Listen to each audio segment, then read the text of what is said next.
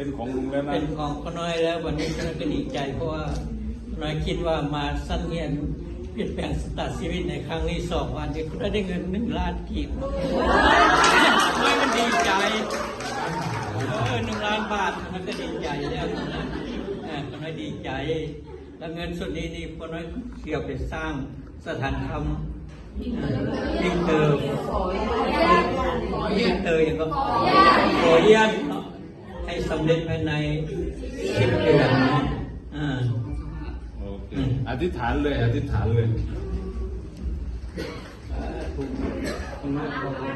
มาสั้นเห็นเปลี่ยนสตาร์ชีวิตในครั้งนี้เขาได้เงินจากเงินครับ1 ล้านกีบ1 ล้านบาทแล้วใช้เงินนักกล่าวนี้ผมได้เที่ยว